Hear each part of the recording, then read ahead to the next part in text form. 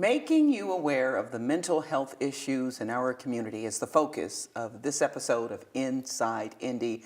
Hi, I'm Kelly Vaughn, and joining us in the studio to address that issue are Elizabeth Porter. You are a registered nurse, BSN with the Black Nurses Association here in Indianapolis, Chapter 46. Yes. Welcome to the show. Thank you. Good to be here. And then we have Adelia Montgomery, who's also a registered nurse, a BSN with the Black Nurses Association of Indianapolis, and you've both worked together. Yes, Part of thank the same you. Welcome. chapter. Welcome to the show. Thanks. You've got a big luncheon coming up, and we want to talk about that. But the focus of the luncheon, the issue that you'll be addressing, really what draws people to this luncheon, because they're going to learn so much new information, is your topic is what? The topic is mental health, the stigma and dual diagnosis. Okay, which, talk about, A mouthful. yeah, and especially what's been going on in the news recently, whether it's the Yes. crime in our community, whether it's, we think of the shootings recently in Las Right, Vegas, you think right. of, wow, it is so much about, so much is impacted by our mental health. So who is your keynote speaker for this year? A keynote speaker for this year is Dr. Kimberly M. Martin, and she is a clinical psychologist. She is a president of the Indiana Association of the Black Psychologists and adjunct instructor. Wow, okay, so you have a heavyweight coming into Indy. Yes, we do. yes. For the big luncheon. So Adelia, tell us about the luncheon itself and what people can expect on that day. Well, the luncheon is an event that we've been doing for a couple of years. It informs the community about different themes. This day, we are going to talk about mental health, and we always focus on information that is going to be knowledge and education. And in this time, we are going to focus on mental health in different points and focus. So when is the luncheon, and tell people about how they can participate? Have lunch with you guys? It's going to be on October the 27th Okay. at the Carl's Ritz in Carmel. It starts at 11 to 2 p.m. Okay. Okay. That sounds good. And how much to get in? How much are tickets for the luncheon, and where do they go to order tickets? You can get online, or you can call us. The website is www.bna-indy.org, or you can call the Black Nurses Association. The number is 317-920-4950. Okay. You can leave a message, and we will respond as quickly as possible. Okay, so tickets still available, I think. Still available. Tickets are Okay, which is available. a very, very nice luncheon, and you have a huge turnout in the community. And a lot of times when people say Black Nurses Association, they think, oh, it's just for black people. But I've attended the luncheon, and it says about more like 50-50. Yes, it in is. terms of Yes. the community, Hispanics there, white people, everybody comes out to hear about the issues that you address each year at your luncheon. So it's pretty cool. Yes, we have a lot of sponsors that sponsor tables, and they send their employees. The different hospitals do that, so nurses attend, physicians sometimes attend. We even have some political legislatures that attend, which I think is important because that gives them updated information on the topic so they can go back and do their voting appropriately. We hope to Right, support the healthcare issues. Yeah, I that think one come year I up. was sitting next to the Roach Diagnostics table. You know, some pretty highfalutin people sitting there. I was like, okay, I love this, I love this. So what mental health issues might your keynote speaker be addressing on that day?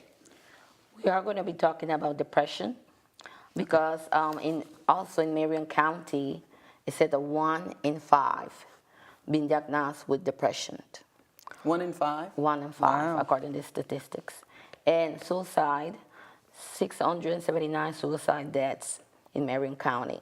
Wow. In Indiana, 14.7 per 100,000 versus 14.1 per 100,000. So these statistics are kind of high, and this is only focusing on Indiana.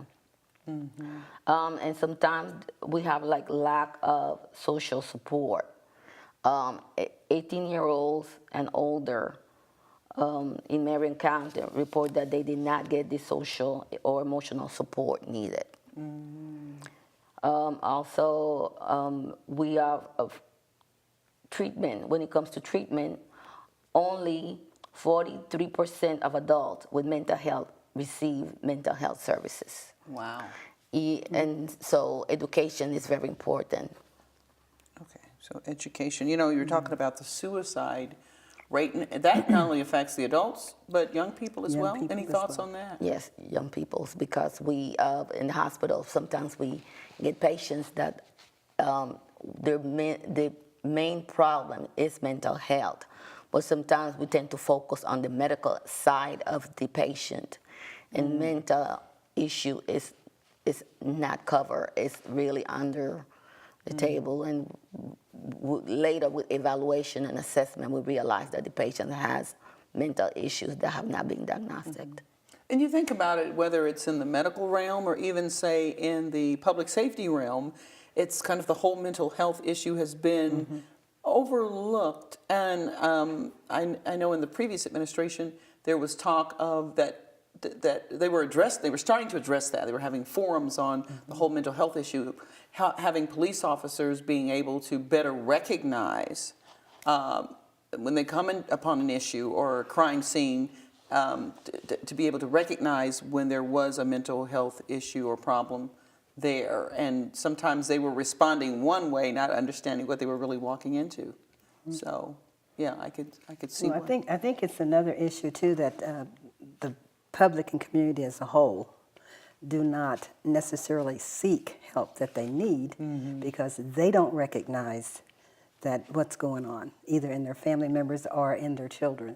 And sometimes there's a stigma, like we talked about, that's connected with that, oh, you're crazy.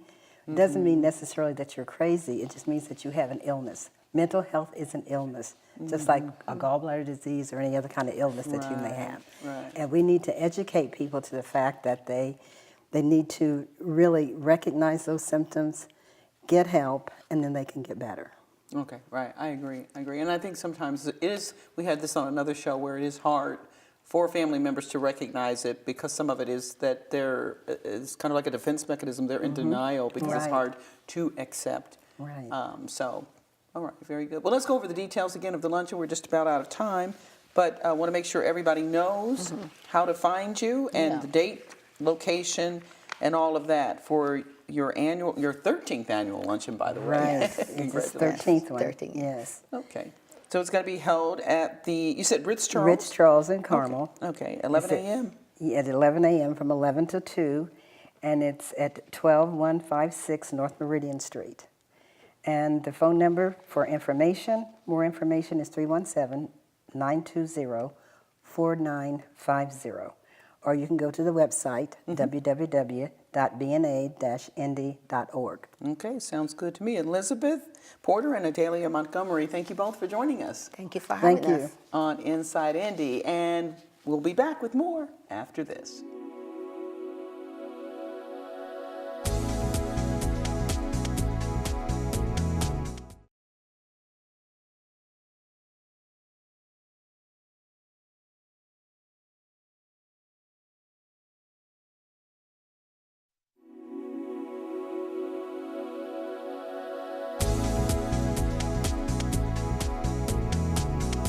And we're back here on Inside Indy. And I bet you didn't know this interesting statistic. There are enough diabetics and pre-diabetics in the state of Indiana to fill the city of Fort Wayne. Can you believe that? And a lot of people are not aware that they have diabetes. And here to enlighten us on the disease and to make you more aware of what's going on with it is State Representative Vanessa Summers, and you are over House District 99, right? That's my house district, yes. All right, welcome to Inside Indy. What area does that encompass? Oh my goodness! After the last, not gerrymandering, but the last. They redrew the lines? Drew the lines. I have, for example, parts of the Children's Museum, the Children's Museum. Okay. Have the Indiana State Museum, not the Indiana Museum of Art. Oh, okay. And then I have part of Speedway. Oh, wow. Okay. So, You're kind of all over the place. it's kind of a long, thin Okay. district. How do they redraw lines? I know that's another show, but I don't. 65,000 people. We represent 65,000 people apiece. Wow. The senators represent double that, and it depends on how many Democrats, how many Republicans. I'm considered in what they say a safe seat. My district is going to be overrun with people that tend to want to be Democrats. Okay. Okay. Well, we appreciate you having a seat here on Inside Indy to talk you. about diabetes. Now, you partnered with the Indiana Minority Health Coalition. I work for the Indiana Minority Health okay, Coalition. okay. We were given a grant by the Centers for Disease Control back in 2013. They realized that the numbers of diabetics, for example, there's 26 million people that are diabetic, but we know that there are 86 million people that are pre-diabetic. That means that they have had their A1C test and it comes up above 5.7. Okay. That means that you are pre-diabetic and disposed to becoming a type 2 diabetic. And there are things that you can do to delay and ward off the onset of type 2 diabetes. Okay. I want to talk about how to ward it off, but you mentioned those numbers there. I don't know nothing about that. And I know I've had blood work, but when I go to the doctor, says that's something that I should be asking for? They do an A1C. You know when you get your finger pricked, and then they come back and tell you something. That's your A1C. Okay. So when you get your finger pricked, and they come back and tell you, now if you are under 5.7, they're not gonna say anything. But see, I don't know what I am now. You know, I've had some blood drawn, but they took it this way for other stuff. But nobody has brought it up because maybe I haven't, If you had, they would have told you that you were pre-diabetic. Okay. Because I'm insulin resistant. I do know that, but I've been insulin resistant since I was Well, then you're born. diabetic. No, I don't need glucophage. I don't need any of that. You're just insulin resistant. It makes me fat. That kind. Okay, I'm insulin resistant too. Join the insulin resistant club. I am a person that is diabetic. I was diagnosed in 2008. Okay. And some of the risk factors are if you had a mother or father that was diabetic, brother and sister, if you had gestational diabetes, if your BMI, your body mass index is over 24, Okay. and then if you are over 65, Okay. they are going to say that you are Over going to be 65. pre-diabetic. Okay. Okay. So now, what led to your being tested to find out? Because that's what we want to talk about. There are a lot of people out there who don't know whether they have it. So how do we find out? And what were your warning signs or symptoms? And did you have a clue when you went in? All of a sudden I lost this great amount of weight, and I was like, hey, but that's a sign that you have too much sugar in your blood. And then frequent urination is the telltale sign. So if you are up 4 or 5 times in the night and you're having full urination, they feel that is a sign of being pre-diabetic. Wow. So they want to ask you to go to your doctor and get this A1C test that we're talking about, or your glucose, because a glucose test can tell you if you have more glucose. All it is they are trying to measure the sugar in your blood. And if the sugar in your blood over a 3-month period with the A1C is above the 5.7 mark to 6.4, that they think you're diabetic. Wow. Wow. Then this diabetes, it's no joke. It's nothing to play with, right? It really isn't, but I believe that we have gotten used to culturally, and especially in the African American community, that we're used to people with diabetes. We're used to grandma and them having a little sugar. Sugar, that's what my parents call it. Yeah, Yeah, having she's a little got sugar. Right, having a little sugar. Or losing a limb or losing eyesight. Like that's normal. Well, that's but not normal. It's not normal, but we don't see a difference. So when our culture doesn't see a difference, it's hard to break that cycle. And so what we're trying to do is just bring awareness that, diabetes is no joke. And there are more pre-diabetics than there are diabetics, but that means that down through the years, if the 86 million people don't face that pre-diabetes diagnosis, they're going to be in full-blown diabetes soon. But are there so many pre-diabetics? And I would think this is whether you're black or white or any color, though I know the focus is the Indiana Minority Health Coalition. But of course, we want everybody to be healthy. I'm going to tell you, we take men, women, black, white. We don't care. You know, we don't care. We are looking for doctor referrals. We're looking for doctor's offices to refer. That was another thing that I was a little disappointed in is our African American doctors didn't get on board thinking that this was a major issue. Really? And that was a little disappointing. But we reach out to whomever we can. I go to churches, I go to community centers, I go to health fairs. I take nurses with me. We do the little blood test with what we call an A1C event, and we find out what their A1C is, and then try to help them for there. We have gone, example, we've done the city recently where we have tested a lot of the people in the city, and we recently went to the Department of Public Works, which is basically all men.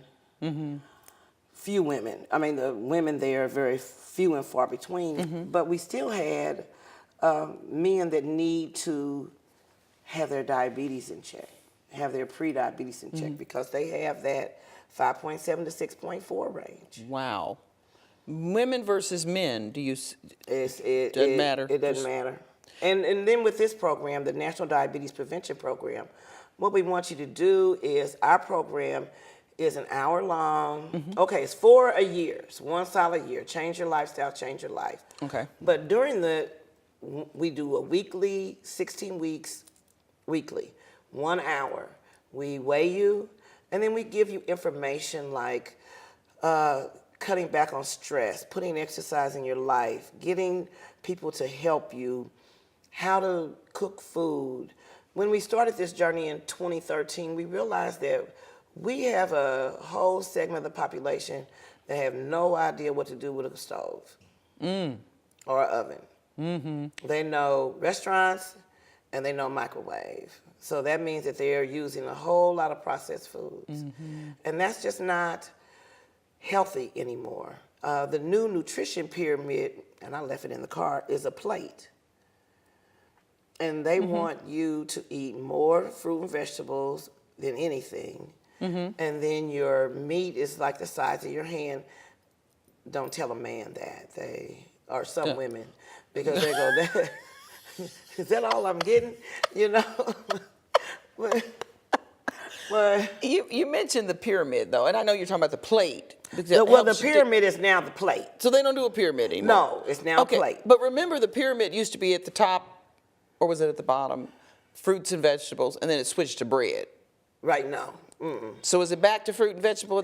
Well, it's not a pyramid. It's Okay. a plate, and it's a plate that's divided into 3 sections. At the top, we want you to have all your fruit and vegetables. Okay. Fruit and vegetables are free. Salad, fruit, vegetables. Yeah, so they're how do all we- free. And then your meat should be the size of your fist, and then your roll. You know, your bread, 1 slice. Right. So you wonder, how did the bread get? Because if you went by the plate, that meant that where the fruit and vegetables, that would have been the bread. And just common sense got to tell people that ain't right. That didn't make sense to me when it changed. To me, there was a bread industry wanting to. Well, we're coming to find out that a lot of industries push a lot of things that aren't necessarily good for us. Yeah. I think, you know what? I think that was one of the, that was a rude awakening for me. I remember at the age of 12 going on my first diet, and I asked the doctor which was better to eat, the orange or a cupcake. And he said it didn't matter. So that was the first. Well, the orange is a whole lot better than the cupcake. Right, but why did he tell me that? So a Yeah. lot of times, even our physicians aren't educated about health and nutrition in college. And then later on, I read a book called Fit for Life, and it talked about that the food industry, and that it is can be just as corrupt as going to a car dealership sometimes. And I don't mean Exactly. corrupt, but I mean, you're getting the best deal, when you go, or the fear of being ripped off, that kind of thing. And what we found when we were doing the program is that people, first of all, they don't know how to cook. So we have to bring them in. Okay. Then they don't know how to go buy what they need to cook. So that means that they don't know how to shop the grocery store. Oh, and the carts. Do you observe the carts in the grocery store? Well, Yeah. yes, but we have a nutritionist now that we take our classes to the grocery store, and she takes them around the grocery store and teaches them how to shop. She teaches them what the marble in the meat looks like for just enough fat. Wow. She teaches you that the whole banana is not something you should eat. So a lot of times we're sabotaging ourselves because, for example, the big apples, now, well, your apple should only be the size of your fist. So if you got a really big fist, you're in good shape. You're in good shape, right? But otherwise, got a little hand. But Wow. what we know is that we tend to sabotage ourselves by not. We may be thinking we're eating the right things and drinking the right things, but we're either drinking too much of it or not enough, or we're eating too much of it or not enough. But like I said, vegetables and fruit are free, but a diabetic or a pre-diabetic still must watch the sugar content that are in. Cobbler's not on that list, is there? What? Cobbler. Cobbler. You said what? Kelly. It is a fruit. It's not. You said cobbler. You didn't say peaches. Peach cobbler. No.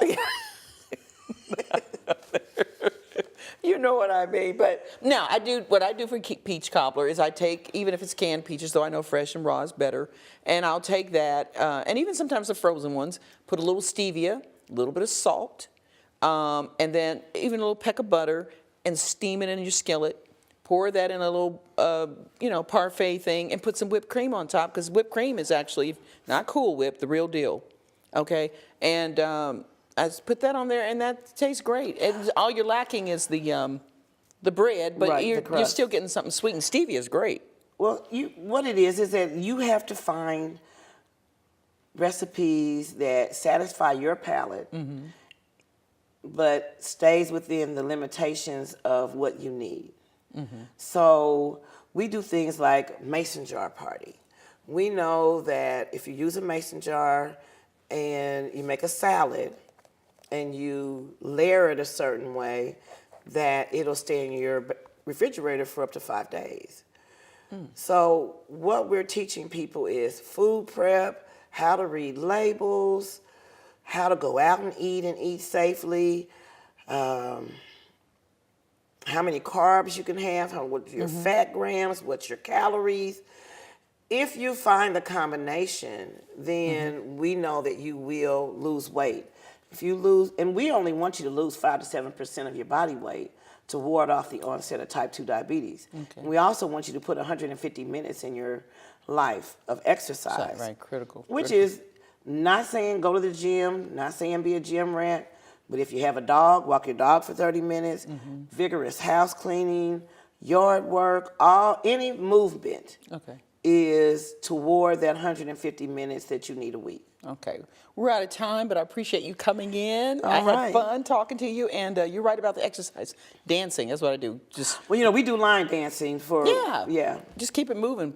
I put on my pajamas and it's on. I'm going to the gym and all that, but I do move. So yes, movement is the most important. Okay, all right. State Representative Vanessa Summers, thanks so much for coming on and educating our folks. And how can they find out more information? They can reach us at Indiana Minority Health Coalition, 317-926-4011, and ask for Vanessa. Okay, and I think it's IMHC. Indiana Minority Health Coalition. Cool. Thanks for joining us on Inside Indy. Thank you. And thank you for joining us. I'm Kelly Vaughn. We'll see you next time. Bye-bye.